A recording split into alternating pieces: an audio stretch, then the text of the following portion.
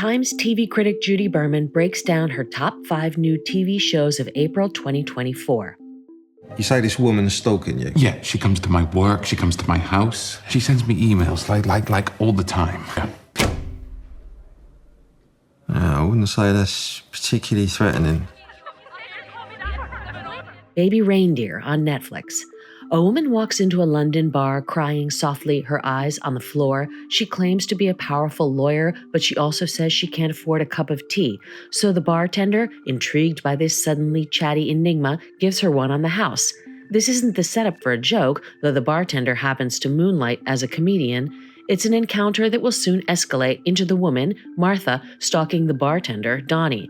Their relationship forms the foundation of Netflix's Baby Reindeer, a darkly comedic psychological thriller based on a real-life ordeal and adapted from an award-winning one-man show.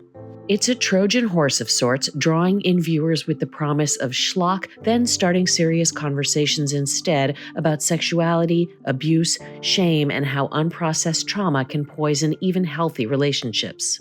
I'm having the best week. My old school want me to come back and do a talk for their little drama club. Isn't that cute? These are teenagers. They'll find your Instagram and make fun of your selfies. Big Mood on Tubi. Tubi isn't exactly known for high-quality original programming, but its recent foray into licensing British TV is beginning to change that. A Channel 4 dramedy that casts 2 great young actresses, Bridgerton and Derry Girls star Nicola Coughlan, and It's a Sin breakout Lydia West, as codependent best friends fumbling their way through their early 30s. Coughlan's Maggie is the big personality, a playwright with bipolar disorder who's prone to go off her medication because she's convinced it kills her creativity. That makes Eddie the patient, if increasingly frustrated, caretaker, doing her best to support Maggie while struggling to keep the bar her late father left to her open. Big Mood touches on plenty of themes that have been well represented on TV in the past several years, from mental illness to female friendship, but it's inventive enough to feel fresh, with many laugh-out-loud funny scenes. Best of all is the chemistry between Coughlan and West as 2 very different women whose bond makes perfect sense. I do not own my home. My children are unwed.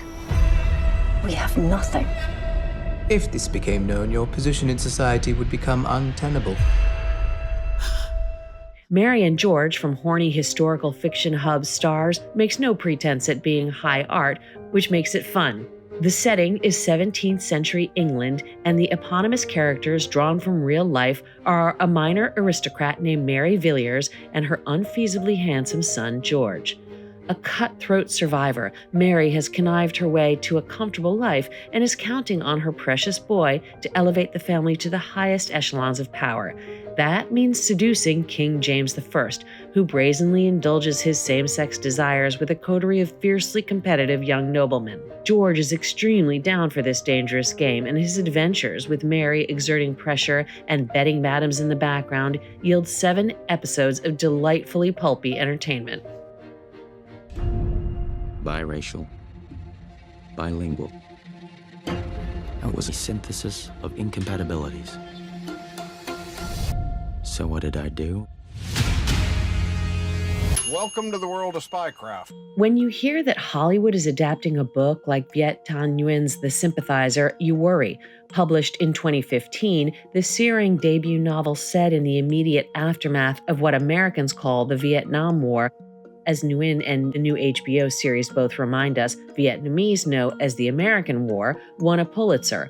It's a psychological thriller, a war story, a political satire, a cri de coeur, and an investigation of identity sifted through a mesh of framing devices and unfolding largely within the fractured interiority of a man who has yet to discover who he is or what he believes. How lucky are we then that the adaptation was entrusted to Park Chan-wook, the South Korean filmmaker behind international hits including Old Boy, The Handmaiden, and Decision to Leave, has spent decades making movies that commingle beauty and ugliness, genre tropes and literary layers, grindhouse depravity and art house imagination to profound effect. Park has crafted a vibrant, faithful, yet often audacious sympathizer that matches executive producer Nguyen's brilliant novel in both ambition and execution. Rena Vert. She's been missing for 3 days. That name I saw something. What happened under the bridge? Can you keep a secret? Under the Bridge on Hulu. There are so many cop shows, so many murder shows, so many shows about innocent dead girls who turn out to be less innocent than they looked. Most are pointless wallows in the suffering of others, real or fictional.